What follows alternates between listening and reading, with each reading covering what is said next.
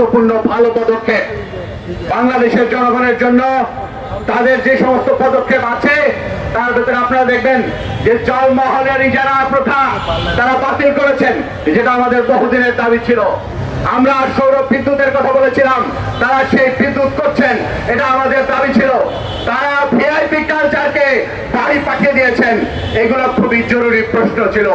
বাংলাদেশে তারা বৃক্ষরোপণের কর্মসূচি নিয়েছেন, বাংলাদেশকে সবুজায়নের কর্মসূচি নিয়েছেন। তারা যে তিস্তা চুক্তি এবং তিস্তা মহাপরিকল্পনা বাস্তবায়নের কথা অঙ্গীকার ব্যক্ত করেছেন, এই সমস্ত জায়গায় বাধা হয়ে যাতে কোনো কিছু দাঁড়াতে না পারে, সেটার জন্য আমাদের প্রস্তুত থাকতে হবে।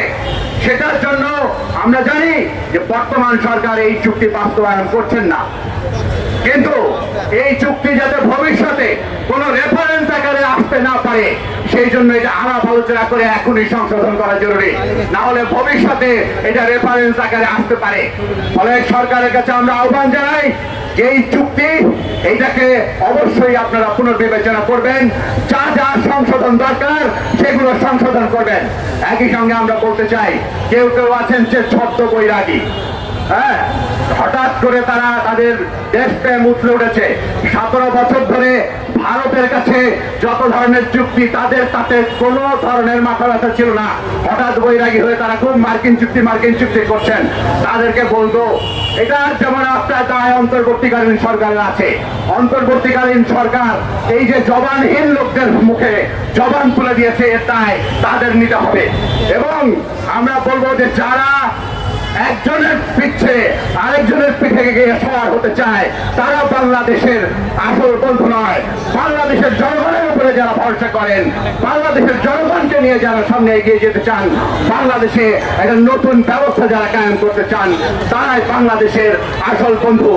বাংলাদেশের যে জনগণের উপরে ভিত্তি করে আজকে আমরা দাবি তুলেছি একটা গণতান্ত্রিক, এখানে বৈষম্যহীন সার্বভৌম বাংলাদেশ, গণতান্ত্রিক বৈষম্যহীন সার্বভৌম বাংলাদেশের লক্ষ্যে আমাদের যে সংগ্রাম, গণসংহতি আন্দোলনের যে সংগ্রাম, সেই সংগ্রাম অব্যাহত থাকবে। সেই সংগ্রাম কখনো মাথা নিচু করবে না, কারো কাছে হুমকির কাছে ধমকির কাছে মাথা নত করবে না, সংগ্রাম এগিয়ে যাবে। আপনারা সকলেই এরপরে আমরা একটা ছোট্ট মিছিল করব, সেই মিছিলে আমাদের সাথে যুক্ত হবেন এই আশা করে আপনাদেরকে সেই আহ্বান জানিয়ে আজকে সংক্ষিপ্ত সমাবেশ আমরা এখানে শেষ করছি, কারণ এরপরে আবার বৃষ্টি শুরু হয়ে গেলে আমাদের এটা কঠিন হয়ে যাবে। সকলকে ধন্যবাদ।